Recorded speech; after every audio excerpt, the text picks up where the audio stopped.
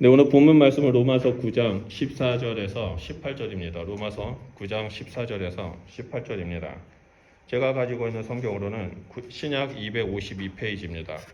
로마서 9장 14절에서 18절입니다. 다 찾으신 줄 믿고 우리 한 목소리로 읽도록 하겠습니다. 시작. 그런즉 우리가 무슨 말을 하리요? 하나님께 불의가 있느냐? 그럴 수 없느니라.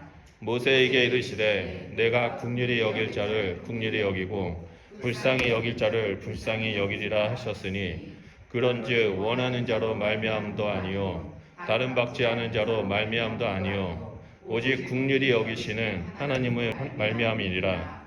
성경이 바로에게 이르시되 내가 이 일을 위하여 너를 세웠으니 곧 너로 말미암아 내 능력을 보이고 내 이름이 온 땅에 전파되게 하려 함이라 하셨으니 그런즉 하나님께서 하고자 하시는 자를 긍휼히 여기시고 하고자 하시는 자를 완악하게 하시느니라. 아멘.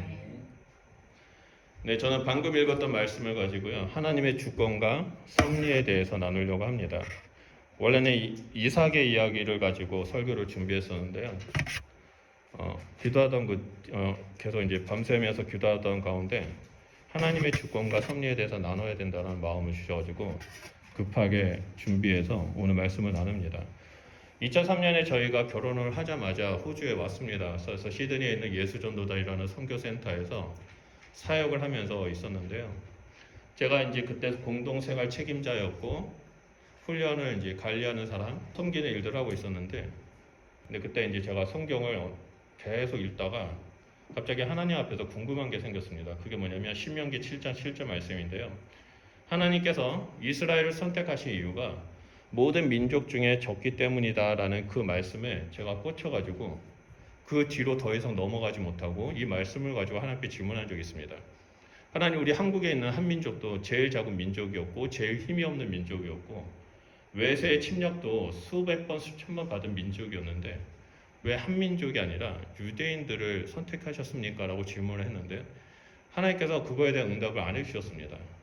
3주 동안 여기에 매달려서 하나님 알려주세요 알려주세요 라고 기도해도 응답이 되지 않고요, 계속해서 하나님 앞에서 끙끙거리고 씨름하고 있는데 어느 날 갑자기 하나님께서 저를 불쌍히 여기셨는지 어떠한 에피소드를 통해서 전혀 예상치 못한 방법으로 저에게 말씀해 준 게 있습니다. 당시 선교센터에는 60이 넘으신 할아버지 목사님이 계셨고 20대 초중반의 자매 간사들과 형제 간사들이 있었습니다. 그 중에 이제 목사님께서 20대 초반의 한 자매 간사님만 너무나 이뻐하는 거예요. 그 자매 간사한테 딸 거리면서 이 자매를 막 챙기는 거예요. 막 맛있는 것도 사주고 무슨 있으면 옆에서 챙기고 도와주고 이뻐하시면서 챙기는 거죠. 그것을 본 자매 간사들이 이제 질투를 하는 일들이 공동생활에 나타나기 시작했습니다. 그래서 이러다가 이 질투로 인해서 공동생활이 힘들어질 수 있겠다라는 생각이 들어가지고요, 제가 그 목사님한테 찾아가서 목사님은 왜 유독 이 자매만 이뻐하시고 이 자매만 챙기십니까? 라고 질문을 한 적이 있었거든요. 그때 그 목사님이 순간 버럭하시면서 내 마음이다. 내가 내 돈으로 맛있는 거 사주고 내가 내 마음대로 이 아이를 이뻐해서 챙기는데 너희들이 무슨 상관이냐라고 딱 말을 하시는데, 그때 제 머릿속에 갑자기 누가 뒤통수를 한 대 딱 치는 것처럼 불빛이 확 켜지는 일들이 일어났습니다.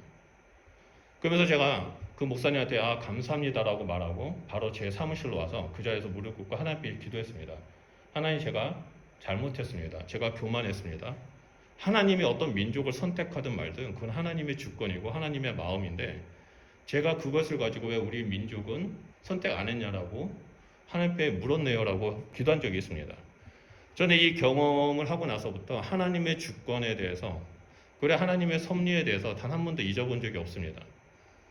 하나님이 다스리고 하나님의 뜻 아래에 있음을 인정하면서 순종하겠다고 살면서 다짐을 했고 하나님의 말씀하시는 곳이라면 어디든지 가겠다라고 고백하면서 계속 이 믿음의 길을 걸어가려고 노력했습니다. 제가 이 말씀을 나누는 이유는 오늘 본문 말씀이 하나님의 주권과 섭리를 말하고 있기 때문입니다. 우리가 방금 읽었던 이 본문 말씀의 앞단락을 보면, 그러니까 14절 위의 내용을 보면 야곱과 에서의 이야기가 나오죠. 야곱과 에서가 태어나기 전에 하나님은 에서를 미워했고 야곱을 사랑하셨다라고 나옵니다. 또 이들은 이 땅에서 태어나기도 전에 이 땅에서 선한 일을 하고 악한 일을 하기도 전에 하나님은 장자 에서가 아니라 동생 야곱을 선택했다라는 내용이 나옵니다. 그래서 당시 사람들 중에, 당시 그리스도인들 중에, 당시 유대인들 중에 왜 태어나기도 전에 그들이 아무것도 한 것도 없는데, 선한 것도 악한 것도 한 것도 없는데 왜 하나님은 에서를 미워하고 야곱을 사랑했냐라는 그런 궁금증이 있었습니다. 그들은 하나님은 공평하신 분이라고 말씀하시는데, 사랑과 정의가 가득한 분이라고 말씀하시는데, 왜 이들이 태어나기도 전에 아무것도 하지도 않았는데 불공평하게 동일하게 사랑하는 것이 아니라 에서를 미워하고 야곱을 사랑했냐라고 말합니다. 그래서 하나님은 불공평한 게 아니냐라고 말했다는 거죠. 당시 유대인들은 그들의 문화와 삶 속에서 장자의 역할을 너무나 중요시 여겼죠. 우리 민족도 마찬가지입니다. 장자가 태어나면 장자는 아버지의 유산을 이어받고 또 아버지의 그런 계보를 이어받아서 그 가문을 일으켜 세우는 역할을 했습니다. 그런 것처럼 유대인들도 장자는 그 가문을 일으켜 세워야 하는 그런 책임감이 있기 때문에 많은 사람들이 장자에게 집중합니다. 그런데 하나님은 장자인 에서에게 집중하지 않고 야곱을 선택했다는 것에 너무나 불공평하다고 말을 하는 거죠. 왜 하나님은 누구를 미워하고 누구를 사랑하냐? 그것도 뱃속에 있는 아이를, 아무것도 행하지도 않은 사람들을 왜 하나님은 그렇게 불공평하게 사랑과 미움을 나타내냐라고 사람들이 말하기 시작했다는 겁니다.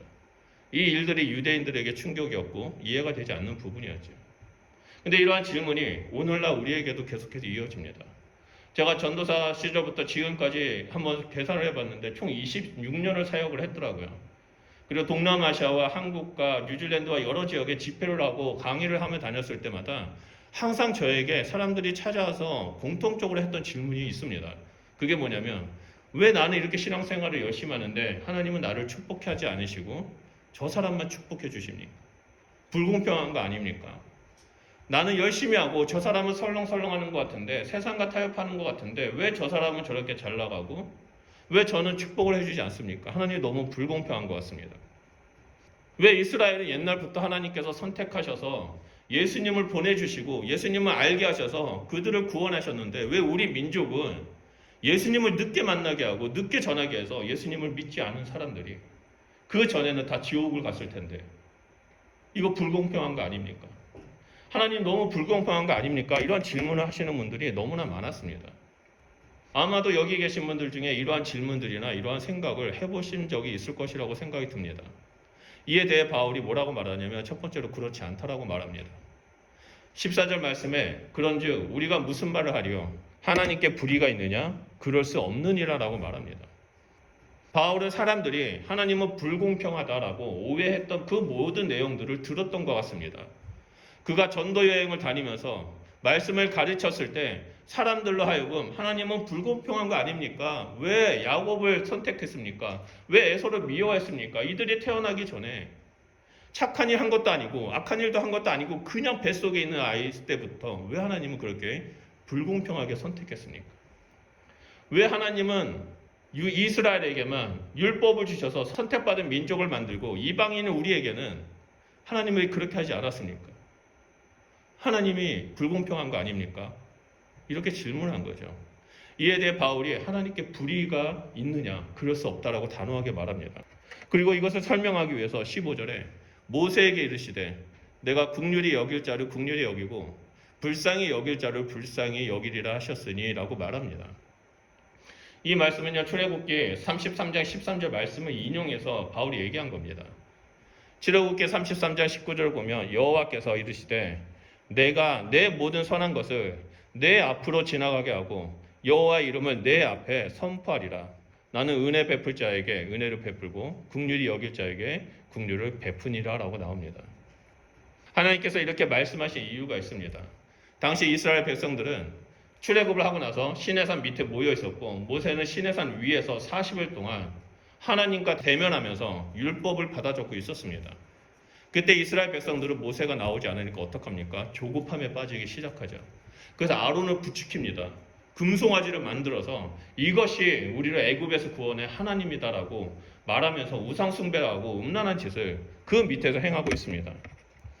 이스라엘은 애굽에 나와서 홍해를 건너는 그 순간 하나님의 언약의 백성으로서 그 믿음의 길을 걸어가게 되어 있었습니다. 그런데 하나님 보는 앞에서 우상을 만들고 반역을 합니다. 여러분 상상해 보십시오. 어떤 신혼부부가 막 결혼을 해서 신혼여행지를 갑니다. 근데 거기서 이 신혼부부가 다른 남자와 또는 다른 여자와 눈이 맞아서 서로 보는 앞에서 바람을 핀다고 생각해 보십시오. 아마 눈이 뒤집어질 것입니다. 그런 것처럼 하나님은 분노하고 계십니다. 이스라엘 백성들을 다 진멸하겠다라고 말합니다. 그때 모세가 하나님 앞에 가로막아서 서죠. 그들을 용서해달라고 간청을 합니다. 그래서 하나님께서 마음을 돌이키시고 나는 은혜를 베풀 자에게 은혜를 베풀고 긍휼히 여길 자에게 긍휼을 베푸신다라고 말씀하신 것입니다. 이것이 로마서의 핵심입니다. 로마서는 모든 사람이 죄를 범하였음에 하나님의 영광에 이르지 못한다라고 말하고 있습니다. 에서나 야곱이나 이방인이나 이스라엘이나 다 죄인이기 때문에 하나님의 은혜에 하나님의 영광에 결코 이르지 못한다라고 말합니다. 실제로 에서는 하나님의 은혜를 구하지 않았습니다. 그는 평생에 자신이 원하는 대로 자신의 생각대로 자신의 주관대로 살았습니다. 그 증거가 바로 그 장자의 축복을 소홀히 한 거 아닙니까? 반면에 야곱은 어떻게 했습니까? 하나님 앞에서 수많은 그런 사기꾼의 모습을 보였지만 날마다 하나님의 은혜를 구했습니다. 하나님을 찾았습니다. 그 결과 믿음의 조상의 계보에 들어가게 되었습니다. 오늘 많은 사람들이 눈에 보이는 현상만 보고 쉽게 하나님을 판단합니다. 하나님의 말씀이 아닌 자신의 생각이 옳고 하나님을 바라봅니다. 그래서 하나님을 쉽게 버리고 자신의 삶 속에서 금송아지를 세워버립니다. 그러면서 말하기를 하나님은 불공평하시다. 하나님은 다른 사람의 기도를 들어주면서 내 기도는 들어주지 않는다. 하나님 왜 저한테 왜 그렇습니까? 등등 자기의 생각으로 하나님을 판단하면서 신앙생활이 아니라 종교생활을 행하고 있습니다. 우리는 신앙생활과 종교생활에 대해서 엄밀하게 명확하게 구분해야만 합니다. 하나님을 만나지 못하고 지식적으로만 아는 것은 종교생활입니다. 참된 신앙은 하나님의 주권을 인정하는 것에서 시작합니다. 하나님의 주권을 인정해야 하나님께서 이 세상을 창조하셨다는 사실을 믿게 되고 하나님의 주권을 인정해야 인류의 타락과 예수 그리스도의 죽으심과 부활하심을 믿게 됩니다. 그래서 하나님의 주권을 인정하는 사람만이 하나님을 사모하고 하나님을 사랑하고 하나님 말씀 가운데 거하며 나아갑니다. 하지만 하나님의 주권을 인정하지 않는 사람은 다양한 방법으로 하나님을 거부합니다. 많은 목사님들이 존경하는 목사님들을 말하라고 말한다면 옥하는 목사님을 뽑습니다. 옥하는 목사님께서 어느 날 어떤 기독교 신문의 기자와 인터뷰를 하는데 기독교 신문의 그 기자가 목사님은 목회를 성공하셨는데 그 비결이 무엇입니까? 라고 물었습니다. 근데 목사님은 전혀 다른 얘기를 했습니다. 사람들 보기에 내가 성공했다라고 느끼지만 저는 가정 목회에 실패했습니다라고 말했습니다. 그때 당시에 그 뉴스를 본 사람들이나 그 기자는 이 말을 이해하지 못했습니다. 하지만 목사님이 돌아가시고 난 후에 얼마 안 돼서 이 말이 이해가 됐습니다. 바로 목사님의 아들인 옥성호 씨가 예수님은 가짜이고 신약 성경도 모순덩어리다라고 책을 쓰고 발표한 겁니다. 지금도 이 옥성호 씨의 유튜브를 보면 예수님의 존재를 부정합니다. 기독교는 예수님의 죽음과 부활의 종교가 아니라 바울의 사상의 종교라고 말합니다. 바울이 무명의 예수라는 사람을 모델로 세워서 종교를 말았다라고 유튜브에서 계속 강의하고 있습니다. 많은 사람들이 그 강의를 듣고 동의하고 있습니다. 왜 그렇습니까? 왜 이런 일들이 일어납니까? 그것은 바로 하나님의 주권을 인정하지 않고 자신의 생각이 절대 기준이 되어 말씀을 판단하고 거부하고 하나님을 밀어내고 있기 때문입니다. 우리 여러분들은 하나님의 주권을 인정하십니까? 그렇다면 당장 우리는 하나님 앞에 나아가야만 합니다. 아직도 내 삶의 영역에서 내가 주인된 삶이 있다면 하나님 앞에 나아가서 내려놓고 하나님을 붙잡으며 나아가야 됩니다. 내가 하나님만을 따르겠습니다. 하나님의 주권을 인정하겠습니다. 내가 주인된 삶을 내려놓겠습니다라고 우리는 믿음의 고백을 하면서 헌신하면서 주님 앞에 서 있어야 한다는 것을 보여주고 있는 장면입니다. 둘째로 하나님의 주권에 대해서는 긍휼을 베푸시는 것이라고 말합니다. 16절 말씀입니다. 그런지 원하는 자로 말미암도 아니요 다른 박질하는 자로 말미암도 아니요 오직 국률이 여기시는 하나님으로 말미암이니라라고 말합니다. 그래서 원한다는 것은 인간의 마음 속에서는 그 하나님을 바라보고자 하는 그 소원, 내가 구원받고자 하는 그 소원을 말합니다. 그리고 이 다른 박질이라는 말은 인간이 내가 구원받기 위해서, 내가 하나님을 만나기 위해서 수없는 노력을 하는 것을 말합니다. 이스라엘 백성들은 어떻게 했습니까? 내가 구원받기 위해서, 하나님을 만나기 위해서 율법을 열심히 행했습니다. 율법만 행하다 보니까 이들은 잘못된 종교 생활에 빠지게 되었죠. 인간이라면 누구나 하나님을 만나고자 하는 그 열망이 있습니다. 인간이라면 누구나 내면 깊은 곳에 구원받고자 하는 그런 마음이 있습니다. 어떻게든 마음의 평강을 누리고 싶어서 하나님을 찾습니다. 왜 그런지 아십니까? 하나님께서 우리 마음 가운데 창조하실 때 하나님의 형상을 심어주셨기 때문입니다. 하지만 먼 옛날 인류의 타락으로 우리 안에 있는 하나님의 형상이 보이지 않게 되었습니다. 그래서 인간은 다양한 방법으로 하나님을 찾습니다. 하나님 안에서 구원을 받고 하나님 안에서 평안을 누리기 위해 여러 가지 일들을 합니다. 요가도 하고 명상도 하고, 이스라엘은 금송아지를 만들어서 우리를 구원한 신이라고 말하듯이 오늘날 그러한 일들이 우리의 주변에 나타나고 있습니다. 요즘 들어 한국에 뉴진 스님이라는 캐릭터가 화제가 되고 있습니다. 여러분 보셨습니까? 뉴진 스님. 개그맨 윤성호 씨가 부 캐릭터를 만들어서 공연을 하고 다니는데요. 불교 사상을 전합니다. 이분이 전하는 내용이 뭐냐면 극락도 락이다. 부처 핸섬. 다른 종교는 신을 믿지만 불교는 너도 신이 될 수 있다. 그렇게 말하면서 공연을 합니다. 이분이 공연을 한다면 모든 것이 순식간에 매진이 됩니다. 한국뿐만 아니라 홍콩, 마카오, 대만까지 모든 인기를 끌면서 공연하는 곳곳에 많은 사람들이 모입니다. 다른 종교는 신을 믿지만 불교는 너도 신이 될 수 있다. 그 한마디에 많은 사람들이 열광합니다. 근데 문제는 이러한 일들이 교회에도 나타난다는 거죠. 내가 열심히 봉사하고 헌금도 많이 내고 내가 하나님 앞에서 최선을 다해서 섬기고 일한다면 하나님이 날 구원해 주실 거야. 하나님이 나의 공로를 인정해 주시겠지. 내 상급은 천국에서 클 거야 라고 믿는 사람이 있다는 거죠. 내가 이렇게 하면 사람들이 나의 믿음이 좋다라고 생각할 거야. 하나님은 나에게 큰 상급을 주실 거야. 날 인정해 주실 거야. 하지만 오늘 본문 말씀인 16절을 보면 뭐라고 말합니까? 인간이 아무리 구원을 받기 위해 다른 박질을 하고 온갖 노력을 한다고 해도 하나님의 긍휼이 없으면 모든 것이 헛된 것이라고 말합니다. 오직 하나님의 긍휼만이 우리를 구원할 수 있다라고 말합니다. 그리고 구원에 이르는 하나님의 긍휼 역시 하나님의 주권 아래에 있다라고 말하고 있습니다. 그러면서 바울은 또다시 하나님의 주권, 하나님의 불평등에 관한 이슈를 끄집어냅니다. 첫 번째는 에서와 야곱의 예를 들면서 하나님의 주권적인 선택에는 불공평이 없다라고 말했다면, 두 번째로는 바로의 예를 끄집어내서 하나님의 주권적인 긍휼에는 불공평함이 없다라고 말합니다.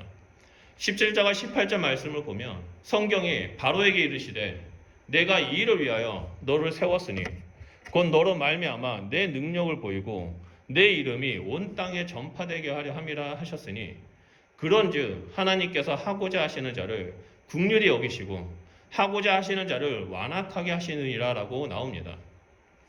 이 말씀은 출애굽기 4장 21절과 9장 16절 말씀을 인용한 겁니다. 17절 말씀은 출애굽기 4장 21절 말씀을 인용한 건데요. 여호와께서 모세에게 이르시되 내가 애굽으로 돌아가거든 내가 내 손에 준 이적을 바로 앞에서 행하라. 그러나 내가 그의 마음을 강팍해 한즉 그가 백성을 놓지 아니리라 라고 나옵니다.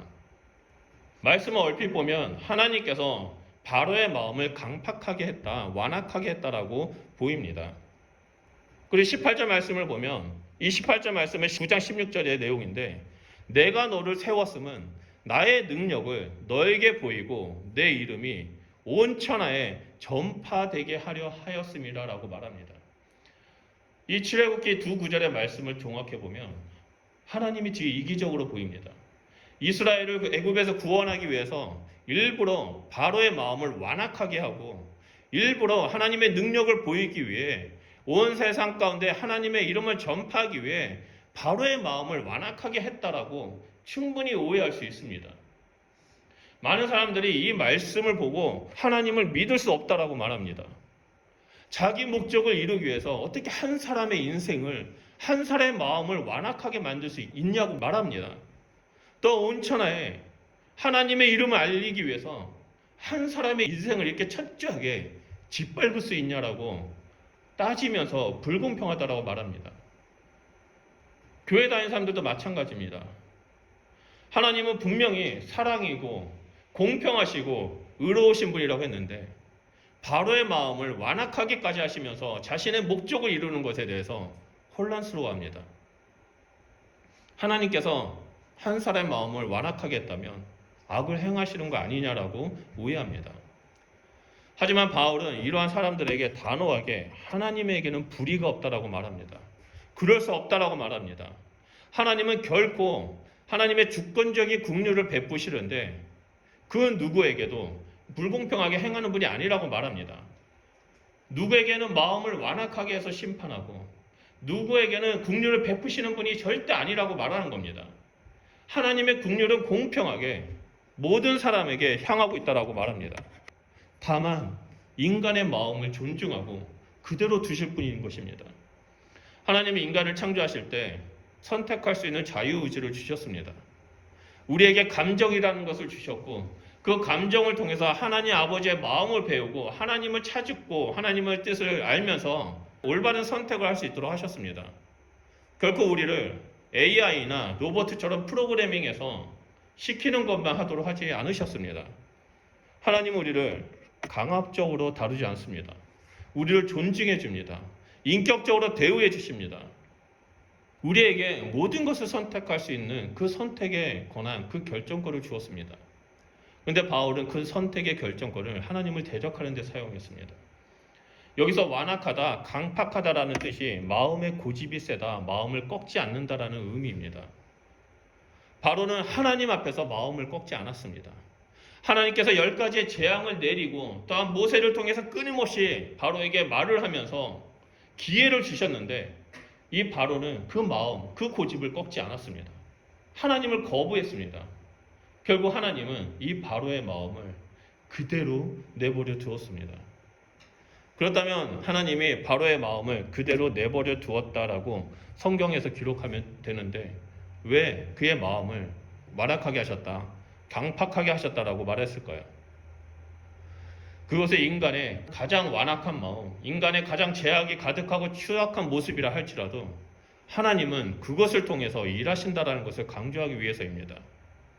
우리를 구원하시기 위해 적극적으로 긍휼을 베푸시는 하나님의 열심, 하나님의 일하심을 강조한 것입니다. 이에 대표적인 예로 우리는 요셉을 통해서 볼 수 있습니다. 요셉은 형들의 시기로 인해서 애굽에 팔렸죠. 애굽에서도 보디발의 아내에게 누명을 씌워서 감옥에 갔습니다. 여러 가지 우여곡절 끝에 애굽의 총리가 되어 기근 속에서 하나님이 주신 그 지혜로 모든 것을 해결하며 나아갔습니다. 이때 요셉의 형들도 기근으로 인해 애굽에 찾아와서 식량을 달라고 요구하고 결국에 요셉을 만나게 됩니다. 이때 요셉이 뭐라고 말합니까? 당신들이 나를 이곳에 팔았다라고 생각하지 마십시오. 하나님께서 생명을 구원하시기 위해 우리 민족, 우리 가족 생명을 구원하시기 위해 나를 당신들보다, 형님들보다 먼저 이곳에 보내셨습니다라고 말했습니다. 요셉의 형들은 자유의지로 완악한 마음을 선택하고 자발적으로 동생을 팔아버렸습니다. 악을 행했습니다. 요셉의 인생을 보면 보디발 역시 완악한 마음으로 요셉에게 온갖 누명을 씌웠습니다. 그럼에도 불구하고 하나님은 그 일 가운데 적극적으로 개입하셔서 협력하여 선을 이루셨습니다. 요셉뿐만 아니라 애굽과 그 팔레스타인에 있는 모든 나라에 있는 영혼들까지, 그리고 하나님이 선택한 그 이스라엘까지 생명을 구원하신 것입니다. 요셉의 형들이 완악한 마음으로 행한 것이지만 하나님은 그것을 이용하셔서 선하게 바꾸시고 세상을 구원하셨습니다. 요셉은 애굽에 팔려 노예가 되고 억울하고 감옥에 갇혀서 있었음에도 불구하고 단 한마디도 하나님을 불평하지 않았습니다. 하나님 불공평합니다. 왜 내 인생에 이렇게 하십니까? 라고 하지 않았습니다. 자신을 판 형들을 심판해달라고 기도하지도 않았습니다. 오직 살아계신 하나님의 주권을 인정하면서 하나님의 섭리가 내 삶 가운데, 내 인생의 길 가운데 있을 것이라고 믿고 따랐던 겁니다. 말씀을 정리하면 오늘 말씀에서는 하나님의 구원의 선택에는 불공평함이 없다라고 말합니다. 하나님의 긍휼하심에는 불공평함이 없다라고 말합니다. 그러면서 하나님의 선택과 긍휼은 모두 하나님의 주권과 섭리에 있다라고 말합니다. 그래서 오늘 본문 말씀의 뒷단락의 내용을 보면 진노의 그릇과 긍휼의 그릇을 만드시는 토기장이신 하나님의 모습을 묘사하고 있습니다. 하나님께서 진노의 그릇을 만들든 긍휼의 그릇을 만들든 그건 창조주 하나님의 주권 아래에 있다라고 설명하고 있습니다. 근데 여기서 끝이 아닙니다. 만약 하나님의 주권만 강조한다면 사람들은 하나님을 이기적인 신이라고 오해할 수 있기 때문입니다. 그래서 바울은 이어서 하나님의 섭리를 강조합니다. 중요한 것은 진노의 그릇이든 긍휼의 그릇이든 하나님은 그들에게 긍휼을 베푸고 계신다는 그 사실을 강조한 것입니다. 다만 진노의 그릇에 속한 사람들은 하나님을 거부하고 있다는 거죠. 여러분, 진노의 그릇의 대표적인 인물이 바로 바로입니다. 바로를 보면 알 수 있습니다. 모세를 통해서 하나님의 말씀을 끊임없이 들었습니다. 10가지의 그 재앙을 통해서 하나님이 기회를 주셨습니다. 하지만 그는 하나님의 말씀을 듣지 않겠다라고 결정했습니다. 그 고집과 악함이 가득한 완악한 마음이지만 하나님은 그 바로의 결정을 그대로 두었습니다. 바로에게 바로 심판하지 않고 계속 오래 참다가 그대로 두시고 이스라엘을 구원해 내셨습니다. 하나님의 말씀과 하나님의 일을 거부한 진노의 그릇을 통해 하나님의 능력을 나타내셨고 이스라엘을 통해 온 땅에 구원의 역사를 이루셨습니다. 세상이 아무리 하나님을 대적한다 할지라도 하나님은 그 대적자를 통해 하나님의 선하심을 나타냅니다. 그리고 선하심은 믿는 자를 의롭게 하는 하나님의 구원입니다. 이것을 우리는 하나님의 섭리라고 말합니다. 그렇다면 긍휼의 그릇은 어떻습니까? 긍휼의 그릇의 대표적인 인물이 다윗입니다. 우리는 사울을 악한 왕, 다윗을 착한 왕으로 봅니다. 하지만 인간적인 눈으로 본다면, 도덕적인 관점으로 본다면 다윗이 사울보다 더 악한 죄를 저질렀습니다. 다윗은 자신의 권력을 이용해서 강제로 밧세바를 범했고 그 남편인 우리아를 죽여버렸습니다. 자신의 죄를 숨기기 위해서 죽였죠. 하지만 사울은 하나님의 말씀을 어긴 것에 대해서 회개하지 않았지만 다윗은 자신의 옷을 찢고 회개하면서 하나님의 긍휼을 구했습니다. 하나님의 긍휼은 진노의 그릇이든 긍휼의 그릇이든 모두에게 향하고 있습니다.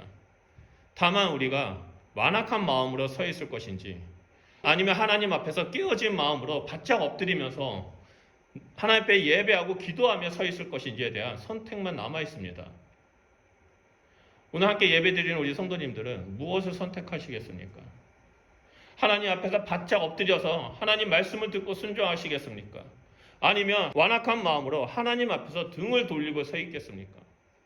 나는 이미 긍휼을 받아 구원받았기 때문에 나는 완악한 마음과 상관없다라고 생각하지 마시기 바랍니다. 어느 한순간에 하나님의 주권을 놓친다면 완악한 마음을 소유할 수밖에 없게 됩니다. 처음에 하나님의 뜻을 구하는 것이 아니라 내 생각이 맞다라는 순간 나도 모르게 굳은 마음이 되고 결국에 완악한 마음이 되어 하나님의 주권과 섭리를 부정하게 됩니다. 여러분, 대표적인 인물이 사울입니다. 하나님의 주권적인 선택을 받았던 그 사울이, 이스라엘의 초대 왕이었던 사울이 자신의 생각에 눈이 멀어서 하나님의 말씀을 듣지 않기로 결정합니다. 분명히 하나님은 모두 진멸하라라고 말씀하셨는데 자신의 생각에 이 좋은 것을 죽이기에 너무나 아까워서 이 가축을 가지고 와서 하나님 앞에 제물을 드려야 되겠다라고 생각하면서 거부했습니다. 이렇게 시작된 굳은 마음이 사울의 마음을 완악하게 했고 결국에 하나님께 버림을 받았습니다. 우리가 이 땅에서 살아가면서 제일 경계하고 조심해야 할 것은 이 굳은 마음, 완악한 마음에서 빠지지 않는 것입니다. 우리 모두는 죄인입니다.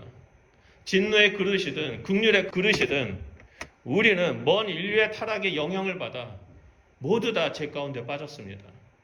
하나님을 대적하고 거부하며 살아온 자들입니다. 그런 우리를 하나님은 주권적으로 선택하셨고 긍휼을 베푸셨고 하나님의 의로움으로 우리를 회복시켜 주셨습니다. 그럼에도 불구하고 우리 안에는 끊임없는 영적 전쟁이 일어납니다. 내가 하나님을 선택할 것인가? 내 생각을 선택할 것인가? 아니면 세상의 가치관과 세상의 문화를 선택할 것인가에 대한 그런 영적 전쟁터가 우리 마음 가운데 있습니다. 하나님은 우리가 세상에서 하나님을 정말 사랑하고 이 땅에서 그 하나님의 사랑을 표현하면서 살아가는 자가 되길 원하고 계십니다. 이것이 바로 로마서의 핵심 주제입니다. 그런데도 안타깝게도 구원받은 사람들은 그렇게 살지 못했습니다. 그런데 문제는 이 일들이 동일하게 교회에서도 나타납니다. 제가 왜 여러분한테 이 얘기를 하신 줄 아십니까? 여러분 생각대로 반응하지 마십시오. 여러분 생각을 십자가에 못 박아 죽이십시오. 오직 하나님의 주권을 인정하고 하나님의 주권 안에 하나님의 섭리가 있음을 믿음으로 바라보며 그 믿음의 길을 걸어가시길 바랍니다. 내 인생 속에서 내 생각으로 이해하기 어려운 일들을 겪는 그 순간이라 할지라도 내 신앙생활에서 내 생각과 다르다 할지라도 하나님의 말씀을, 하나님의 주권을, 하나님의 섭리를 거부하지 마십시오. 하나님을 거부하는 그 순간이 우리의 영혼은 메마르고 굳은 마음이 되고 완악한 마음이 되어서 죽음의 길로 갈 수밖에 없습니다. 하나님 우리를 존중해 주십니다. 우리에게 여러 번 기회를 주십니다. 내게로 돌아오라고 말씀하시지만 우리가 완악한 마음이 되는 그 순간 하나님 앞에 돌아가지 못하는 그 순간이 된다면 하나님 우리를 그냥 내버려 두십니다. 하나님은 우리가 하나님의 주권을 인정하며 섭리 가운데 나아가는 자가 되길 원하고 계십니다. 욥이 그 힘들고 어려운 상황 속에서도 하나님의 주권을 인정하고 나아갈 때, 하나님의 섭리를 붙잡고 서 있었을 때, 심지어 같이 살았던 와이프가 하나님을 저주하고 죽으라고 해서 그 순간에도 하나님만을 붙잡고 서 있을 때 욥이 뭐라고 고백했습니까? 이전에는 내가 하나님에 대해서 듣기만 했는데 이제는 내가 하나님을 보게 되었다라고 고백하는 일들이 있었습니다. 저는 우리 교회가 그런 교회와 성도가 되었으면 좋겠습니다. 여러분 가운데 인생의 고통과 이해되지 못하는 마음, 내 생각과 다르다고 판단하면서 하나님의 주권을 놓치는 경우가 있습니까? 그렇다면 여러분, 그 마음을 하나님 앞에 내려놓으십시오. 십자가에 못 박으십시오. 그 외에도 하나님보다 더 우선시 되는 것이 있다면 십자가 앞에 내려놓으십시오. 오직 주님만을 바라보십시오. 주님 앞에 온전히 서십시오. 하나님, 저는 주님이 없으면 아무것도 할 수 없습니다. 주님만이 내 주인이 되십니다. 하나님의 주권을 제가 인정하고 하나님의 섭리를 바라보며 그 믿음의 길에 굳건히 서 있겠습니다. 그렇게 할 때 하나님이 일하실 거라고 믿습니다. 예배 시작 전에 제가 나눴던 것처럼 한 주 동안 저는 그 작업을 했습니다. 하나님을 인정합니다. 하나님의 주권을 제가 인정합니다.